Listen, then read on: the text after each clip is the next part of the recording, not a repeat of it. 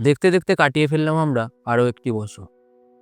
২০২৫কে পেছনে ফেলে অনেক কিছু পাওয়া না পাওয়ার মধ্যে দিয়ে ২০২৬-এ চলে এলাম এবং ২০২৬ যেন সবার খুব ভালো কাটুক এই কামনাই করি এবং সকলের যেন মনের আশা পূর্ণ হয় এটাই বলছি।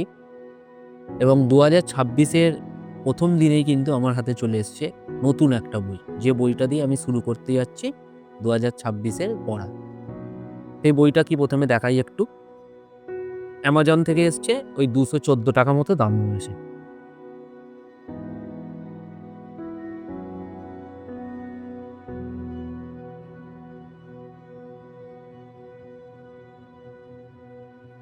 বইটা হচ্ছে টুইসডেস উইথ মরি, মিচ অ্যালবমের লেখা। এই যে এই বইটা, এই বইটার কথা আমি ফেসবুকে অনেকের কাছে শুনেছিলাম, ফাইনালি কিনে ফেললাম। এই বইটা দিয়ে শুরু করতে যাচ্ছে আমার নতুন বছর এবং আমার নিউ ইয়ার রেজলিউশন কিন্তু কিছু থাকে না। তো এই বছরে ছোট্ট একটা খালি জিনিস আমি অ্যাড করেছি। এই যে এটাও এসছে অ্যামাজন থেকে, জিনিসটা দেখাই আপনাদের।